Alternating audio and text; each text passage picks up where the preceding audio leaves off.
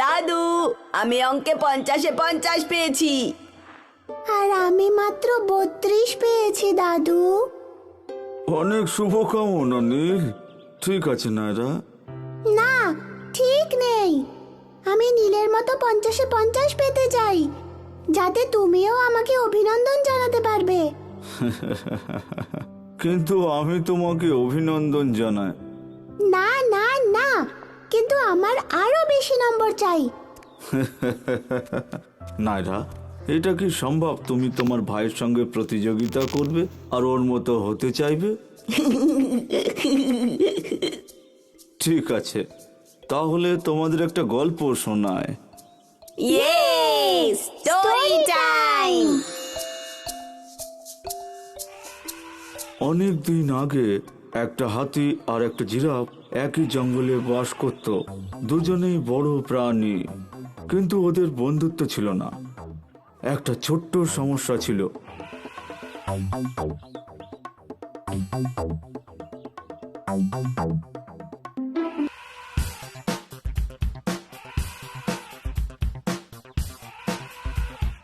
ও, হাতি সত্যি ভাগ্যবান প্রাণী যে ওর একটা বড় শুঁড় আছে।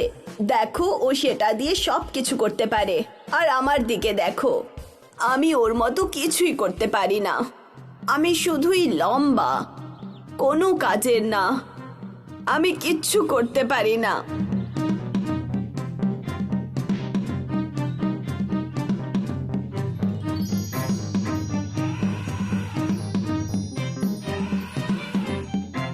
আমি তো কোনো কাজই করতে পারি না।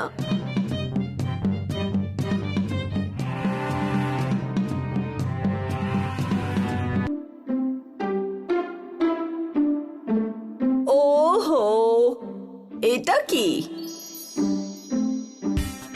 মনে হয় মানুষ এটা দিয়ে জল তোলার কাজ করে হয়তো। অবাক কাণ্ড, এটা জঙ্গলে কি করছে? কিন্তু যাই হোক, এটা আমাকে একটা দারুণ বুদ্ধি দিয়েছে। কিন্তু এবার আমারও একটা সুর আছে। ও এটা কি করার চেষ্টা করছে? এটা খুবই মজার। আমাকে উড়ে গিয়ে সব পশুদের এটা দেখতে আসতে বলতে হবে। আমি যাই, তোমরা সবাই হাসো, কিন্তু এখন আমারও একটা সুর আছে। একটা ডাল, কোনো সমস্যা নেই। আমি সহজেই আমার সুর দিয়ে সরিয়ে দিতে পারবো। যেতে দাও, আমাকে এখনো শিখতে হবে।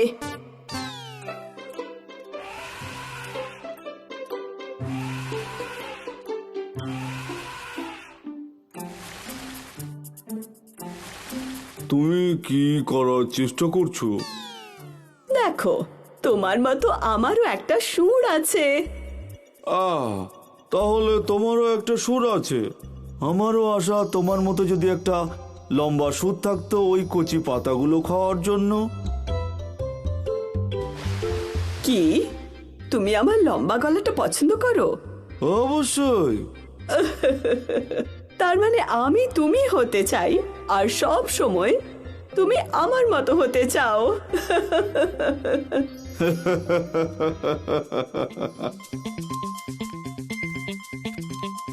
আর তারপর থেকে হাতি আর জিরাফ সব সময় ভালো বন্ধু হয়ে গেল আর একে অপরকে সাহায্য করত। তাহলে তুমি কি শিখলে নায়রা? এটা ঠিক আছে যে নীল আমার থেকে অঙ্কে অনেক ভালো। আমি ওর থেকে বেশি জোরে দৌড়াতে পারি। আমরা দুজনেই আমাদের নিজেদের পথে বিশেষ।